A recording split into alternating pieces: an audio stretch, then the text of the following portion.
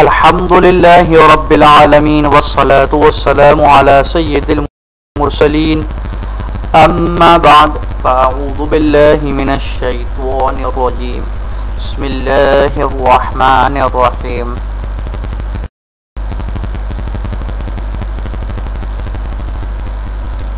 Assalamu alaikum wa rahmatullahi wa barakatuh.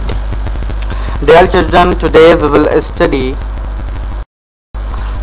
diseases caused by pathogens of biology for class 9th. I hope you have notebook, pen, etc. If you don't have any of the things, please collect it quickly. Before that बच्चों हम दुरूद पाक और इल्म इजाफे की दुआ पढ़ेंगे। तमाम बच्चे मेरे साथ सलातो सलाम पढ़ें। अस्सलातु वस्सलामु अलैका या रसूलल्लाह व अला आलिका व अस्हाबिका या हबीबल्लाह। इल्म इजाफे की दुआ। रब्बी ज़िदनी इल्मा। सलातु वस्सलामु अलैका या नबीयल्लाह व अला आलिका व अस्हाबिका या नूरल्लाह। बच्चा आज हम लोगों के जो लर्निंग आउटकम्स हैं इंशाल्लाह इस लेक्चर के बाद आपको पता चल जाएगा कि पैथोजन से जो डिजीज़ होती है किस वजह से होती है और फंगल डिजीज़ क्या होती है।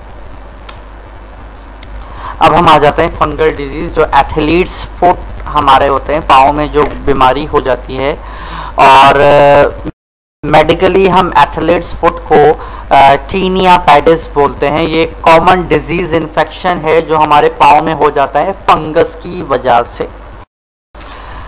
एथलीट्स फुट जो है वो नंबर ऑफ डिफरेंट फंजाई की वजह से होता है। इसमें स्पेशी है ट्राइको पाइथन, एपिडर्मोपाइथन और माइक्रोस्पोरम। बच्चों ये स्पेशीज़ हैं फंजाई की और इस वजह से ये एथलीट्स फुट डिजीज़ होती है क्योंकि नंबर ऑफ डिफरेंट फंजाइज जो हैं वो बढ़ जाता है। अच्छा बच्चों, फंजाई और फंगस में क्या फ़र्क है? फंगस जो है वो सिंगुलर है और फंजाई को हम प्लूरल बोलते हैं। ये जो कंडीशन है ये टिपिकली एक्वायर्ड होती है जो कांटेक्ट होती है इन्फेक्टेड स्किन से। अच्छा बच्चों, एक होती है जेनेटिकल डिजीज़, एक होती है एक्वायर्ड डिजीज़। जेनेटिकल डिजीज़ किसे कहते हैं? जो आपको बाय बर्थ यानी जब आप पैदा हुए तब से वो डिजीज़ आपको मिली, तो हम उस डिजीज़ को मेडिकली क्या बोलते हैं कि ये जेनेटिकल डिजीज़ है।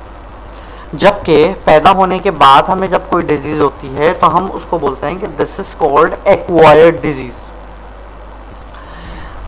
अब ये जो कंडीशन है जिसमें एथलीट्स फुट हो जाते हैं, जिसमें नंबर ऑफ डिफरेंट फंजाई बढ़ जाते हैं, तो हम इसको कहते हैं कि भाई ये एक्वायर्ड डिजीज़ है और ये किसी इन्फेक्टेड स्किन और फंगस जो एनवायरनमेंट में होता है उसके कांटेक्ट की वजह से हो गई है।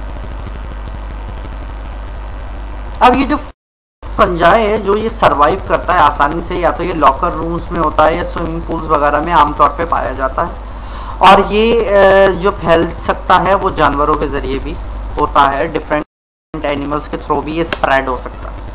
अब आप इसके डायग्राम देखेंगे फंजाई किस तरीके से होता है, उसके different shape, size, colour, structure आप आसानी से देख सकते हैं।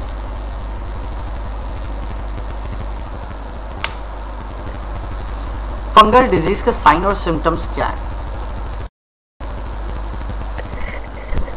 बच्चों साइन और सिम्टम्स जो हैं जो आमतौर पे इचिंग, स्केलिंग, क्रैकिंग और रेडनेस हो जाती है। क्रैक पड़ना शुरू हो जाते हैं, उसमें पपड़ी सी बनना शुरू हो जाती है, स्किन उखड़ना शुरू हो जाती है और खुजली खारिश सी होने लग जाती है, इचिंग फील होती है, और रेयर केसेस में इसमें स्किन में ब्लस्टर्स यानी छाले पड़ना शुरू हो जाता है।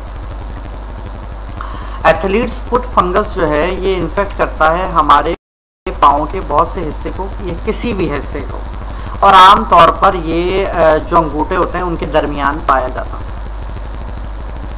जो कॉमन एरिया है दूसरा वो फुट का बॉटम है, और सेम फंगस जो है वो इफेक्ट करता है हमारे नेल्स को और हैंड्स को।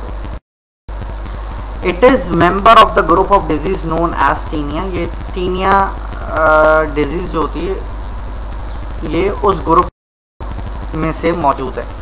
अच्छा बच्चों, आज मैं आप लोगों को और भी इससे हटके एक नॉलेज की बात बताऊं कि हमारी जो बॉडी में डिजीज़ वगैरह को क्योर करने के लिए हमें अपने पाँव की बहुत हिफाजत करनी चाहिए। बहुत सारे लोग ऐसे होते हैं जो अपने पाँव को अच्छे से साफ नहीं रखते, नेल्स कट नहीं करते, नेल्स में मैल होता है, पाँव अच्छी तरह नहीं धोते और जो है उनकी सफाई सुथराई का ख्याल नहीं रखते, वो बेहाल पाँव हुआ होता है। तो बच्चों, इससे डिजीज़ जन्म लेती है और ये डिजीज़ बहुत ज़्यादा डेंजरस होती है और आपको तकलीफ दे सकती है। हमें चाहिए कि हमने जिनसे पढ़ा है वो डॉक्टर्स कहते हैं कि आपकी जो डिजीज़ का ओरिजिन होता है या तो वो माउथ के थ्रू होता है या आपके वो पाँव के ज़रिए होता है। हमारे हाथ पाँव के जो नाखून हैं ये बहुत ही ज़्यादा नाजुक होते हैं और हमने इनकी बहुत केयर करनी होती है।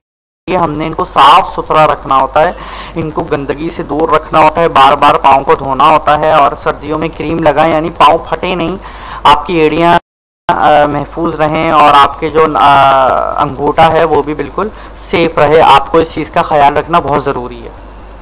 अब ये ट्रांसमिशन इसका कैसे होता है?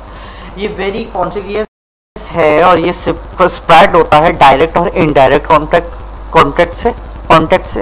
ये जो डिजीज़ है वो स्प्रेड हो सकती है डायरेक्टली जब हम किसी इन्फेक्शन को टच करते हैं, और जो लोग होते हैं वो इस डिजीज़ से जो कांटेक्ट होते हैं इनडायरेक्टली वो किस तरीके से होते हैं कि वो जो कंटेमिनेटेड आइटम्स होते हैं जैसे क्लोथ्स है, टॉवल एक्सेट्रा है, उनकी जो सरफेस है और जो सरफेस है वॉशरूम की, शॉवर की, लॉकर रूम्स की, फ्लोर की, इनकी वजह से इनडायरेक्टली ये जो है पीपल्स जो है लोग इसका शिकार हो जाते हैं और फिर उनको ये डिजीज़ हो जाती है। हमें सफाई सुथराई जो हमारा ईमान का हिस्सा है, निफ्स ईमान है सफाई, तो सफाई सुथराई, तो हमें इसका बहुत ज़्यादा ख्याल रखना चाहिए ताकि हम बीमारियों से बचे रहें। अल्लाह पाक की हिकमत है कि उसने हर चीज़ में हमारे लिए भलाई रखी है। फंजाई जो होता है जिससे एथिलेट्स फुट हो जाते हैं, ये स्प्रेड हो जाता है एक एनवायरनमेंट से। फंजाई जो है वो उंगलियां रब करने से और फीट्स को रब करने से और जो ट्रैवल करते हैं डेड स्किन सेल्स होते हैं वो कंटिन्यू फॉल हो जाते हैं हमारी बॉडी से, इस वजह से भी होता है। एथलीट्स फुट फंजाई जो होता है इन्फेस्टेड स्किन है, पार्टिकल्स हैं, इसमें प्लेकर्स मौजूद होते हैं जो स्प्रेड होते हैं सॉक्स के ज़रिए, जूतों के ज़रिए, उन कपड़ों के ज़रिए, और जो हम पैकिंग करते हैं, पैड्स हैं हमारे पास, जो एनिमल्स होते हैं घर में, बेडशीट्स होती हैं, बाथ टब्स होते हैं, shower, sink, counter, towels, racks, floor and carpets, इनके थ्रू भी हमारे पाँव को ये डिजीज़ हो सकती है क्योंकि एनवायरनमेंट में कहीं भी फंगस हो सकता है। ट्रीटमेंट क्या है इसका? ये रिजॉल्व हो जाते हैं विदाउट मेडिकेशन। अब देखें 30-40% जो होते हैं केसेस में, इसमें क्या होता है कि ये बगैर मेडिसिन से ठीक हो जाते हैं, बस हमें सफाई सुथराई का ख्याल करना पड़ता है। एंटी फंगल मेडिकेशन जो है कंस्टेंटली प्रोड्यूस हो जाती है हाई रेट्स ऑफ क्योर में, यानी बहुत ज़्यादा रेयर हो जाए और बहुत ज़्यादा भी, मैं आपको डायग्राम शो करता हूँ फंगल डिजीज़ की जो फुट में हो जाता है। तो कन्वेंशनल ट्रीटमेंट क्या होता है? इन्वॉल्व्स में थॉरली वॉशिंग होता है आपके फीट, आप पाँव को अच्छी तरह धोएं 2 से 3 दफ़ा दिन में, और फिर जो मेडिकेशन है उनको दें, ट्यूब्स वगैरह होती हैं एंटी फंगल वो आपको दी जाती हैं क्योंकि आउटर स्किन लेयर डैमेज करता है। तो इसमें इन्फेक्शन जो है वो ट्रीटमेंट जनरली आम तौर पर जो हमारी स्किन ऑफ लेयर होती है उससे रिप्लेस्ड भी हो जाता है। 2 से 6 हफ्तों में जो है उसके सिम्टम्स जो हैं वो हटना शुरू हो जाते हैं। अक्सर ऐसा होता है स्किन निकल जाती है, फिर नई स्किन आती है, स्किन फटना शुरू हो जाती है, तो फिर बहुत सारी ऐसे डिजीज़ होती हैं जिनके क्योर के लिए ट्यूब्स वगैरह एंटी फंगल यूज़ की जाती हैं। तो हमने अपने पाँव को खुश्क रखना है और हमने हाइजेनिक रखना है, साफ़ सुथरा रखना है इनको, और फंगस से प्रिवेंट करने के लिए हमने इसको क्योर करना होता है। अब आप ये देखें किस तरीके से फंगल डिजीज़ एथलीट्स की हमारे पाँवों को इफ़ेक्ट करती है, वो आप इस डायग्राम के थ्रू देख सकते हैं। बच्चों ये बहुत ही ज़्यादा ख़तरनाक होती है और अक्सर हम अपने घर के जो एजेड लोग होते हैं, जो बूढ़े होते हैं, उन लोगों में हम महसूस करते हैं कि उनके पाँव में इस तरह की जो डिजीज़ होती है वो हुई भी होती है, और वो फिर ब्लेड वगैरह से इसको काट रहे होते हैं। बच्चे बहुत तकलीफ दे होती है, इससे पाँव में पेन भी होता है, इचिंग होती है। आप खारिश करते हैं तो फिर वो जाहिर सी बात है वही इचिंग आपके हाथों में, इन नेल्स में आ जाती है। फिर अगर आप उनको अच्छे से नहीं धोते, फिर उन्हीं हाथों से आपने खाना खाना है, तो फिर वो एक अलग मसला है, फिर एक नई बीमारी है। तो हमने क्योर करने के लिए सफाई को तो बहुत ज़्यादा मद्देनज़र रखना है, और हर चीज़ में हम बाहर जाते हैं आते के साथ हाथ पांव धोने चाहिए। पेट एनिमल्स को छूते हैं हमने हाथ पांव धोने चाहिए। खाना खाने से पहले हाथ धोएं, वॉशरूम के बाद हाथ धोएं, नहाते वक्त पाँव को बहुत अच्छे से आप लोगों ने धोना है। तो इन सब चीज़ों का बहुत ज़्यादा ख्याल रखना होता है, वरना ये डिजीज़ जो है इसको क्योर करना बहुत मुश्किल हो जाता है, और फिर इससे क्या होता है कि हम खुद से ही तकलीफ में आते हैं। डर्मेटोपाइथोसिस क्या है? ये रिंग वॉर्म बेसिकली होता है। ये वो स्किन की फंगल डिजीज होती है जिसमें 40 टाइप्स फंजाई जो होते हैं, मतलब समझ लें आप 40% जो फंजाई होते हैं वो किसके कॉज से होते हैं? रिंग वॉर्म की कॉज से होते हैं। तो जैसे कि मैंने आपको बताया था कि जो प्रीवियस मैंने 3 टाइप्स फंगस की बात करी थी, ट्राइकोपाइथन, माइक्रोस्पर्म और एपिडर्मोपाइथन टाइप जो है, इसके बारे में मैंने आपसे जिक्र किया था। तो समझ लें कि फंगस की जो 40 टाइप्स हैं तकरीबन, वो किससे कॉज होती हैं? रिंग वॉर्म से होती हैं। इसको हम डर्मेटोपाइथोसिस कहते हैं। ये फंगल इन्फेक्शन होता है स्किन का, और इसमें बहुत सारे इन्फेक्शंस बढ़ जाते हैं। अल्टिकेरिया है, स्किन डिजीज़ है, उसमें आपके स्किन पे चिट्टे पड़ जाते हैं, और बहुत सारी ऐसी डिजीज़ हैं जो अनक्योरेबल नहीं हैं। उनको हम क्योर कर सकते हैं मेडिकेशंस के थ्रू, साफ़ सुथरा रख के, लेकिन इस नौबत पर आने से पहले हमें चाहिए हम अपने आप को बहुत अच्छे से साफ़ सुथरा रखें। Globally up to 20% of population infect हो चुकी है रिंग वॉर्म की। आप देख लें कि ग्लोबली अगर हम देखें तो 20% की जो आबादी है वो इन्फेक्टेड हो चुकी है रिंग वॉर्म से, यानी इस इन्फेक्शन से, इसके डिजीज़ से। तो फंगल डिजीज़ जो है वो कॉमन डिजीज़ है और बहुत ही ज़्यादा डेंजरस है। देखें आप,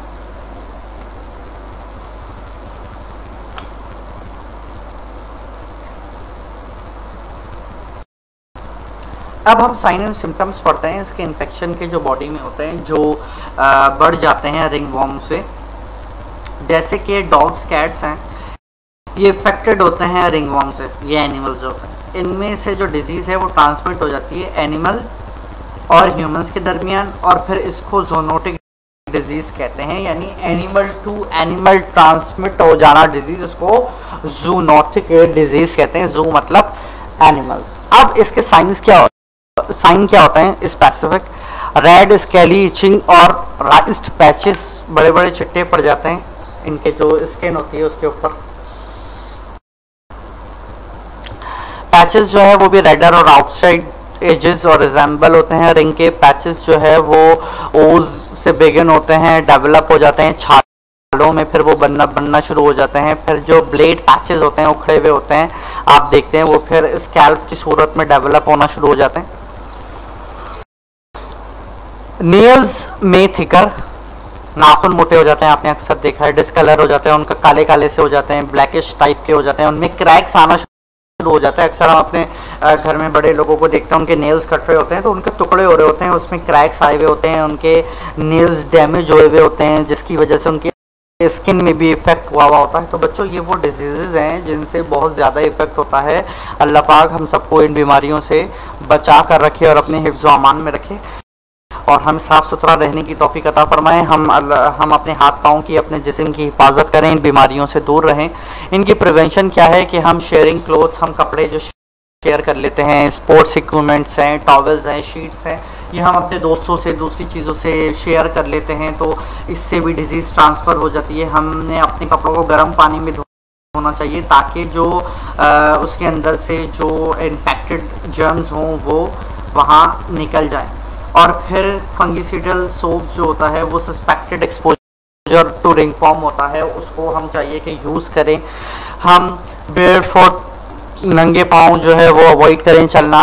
हम एप्रोप्रिएट प्रोटेक्टिव शूज़ पहने, लॉकर रूम सैंडल्स जो है वो एट द बीच में रखें, और टचिंग पैड्स जो है ब्लेड स्पॉट से हम अवॉइड करें। और अक्सर ऐसा होता है कि जो हमारा फंगस होता है वो इन्हीं चीज़ों की वजह से ट्रांसफ़र होता है। तो हमें चाहिए कि हम अपने शूज़ को भी वीकली धो लिया करें और अपने पाँव की भी हिफाजत करें, क्योंकि स्वेटिंग होती है, हम बाहर से आते हैं, और जो कंट्रीज़ होते हैं उनमें जो ओरिजिन होता है डिजीज़ का वो भी मिट्टी से होता है। तो आपने अक्सर नोट किया होगा या सुना होगा कि जो अब्रॉड कंट्रीज़ होते हैं वहाँ पर जाते हैं तो वो आपके शूज़ उतरवा देते हैं, मिट्टी झड़वाते हैं और फिर अपनी कंट्री में एंटर करते हैं। तो बच्चों आप लोग भी जो है शूज़ वगैरह सब झाड़ कर घर में आया करें और फिर इस तरीके से अपनी हिफाजत किया करें। इसका ट्रीटमेंट क्या है कि इसमें जो टॉपिकल एजेंट्स होते हैं वो 2 दफ़ा जो है अब ऐसा कर लें कि सिम्टम्स जो हैं इसके आमतौर पे 2 हफ्ते में 1 हफ्ते में नुमायाँ होना शुरू होते हैं। तो आपने क्या करना है, इसमें जो विजिबल सिम्टम्स हैं उनसे प्रिवेंट करना है, आपने अपने आप को बचाना है, इन्फेक्शन को स्प्रेड होने से बचाना है, और आपने कोई ऐसी चीज़ को टच नहीं करना जिससे ये ट्रांसफ़र हो जाए। आपने गुड हाइजीन जो है वो मेंटेन करनी है, अपने हाथ पाँव को और अपनी पूरी बॉडी को अच्छे से धोना है, और आपने अपने आप को केयर करना है, अपनी सारी चीज़ें अलग रख लें, टॉवेल वगैरह तो ये सब चीज़ें शेयर नहीं करनी है, सॉक्स शेयर नहीं करने, और चप्पल सैंडल वगैरह जो होती है वो आपने स्लीपर्स शेयर नहीं करनी। देखिए इस तरीके से ये रिंग वॉर्म बनना शुरू हो जाते हैं और फिर ये बहुत तकलीफ़ देते हैं, इनमें खुजली, इचिंग होती है, रेडनेस पैदा हो जाती है। अब आ जाते हैं बच्चों हम अपने असाइनमेंट की तरफ। असाइनमेंट क्या है हमारा, डिजीज़ का नाम बताएं जो फंजाई से होती है। रिंग वॉर्म डिजीज़ का सेकंड नेम क्या है मैंने आपको बताया, डर्मा। अब आप आगे खुद देख लीजिएगा, मैंने आपको हिंट दे दिया। सेकंड नेम क्या है, what is the symptoms of athlete sports, उनको आप बताएं। Preventive measure of ringworm disease क्या है, आपने क्या प्रिवेंशन करना है इस डिजीज़ से, ये चारों चीज़ें आपने लिखनी है, अच्छे से हेडिंग डाल के आपने प्रॉपर वर्क करना है और आपने इस लेक्चर को गो थ्रू करना है। So dear children, I hope that everything what I have taught in this lesson is clear to you all. Kindly please revise it at your home. May Allah strengthen your memory. Ameen. Jazakallahu khairan.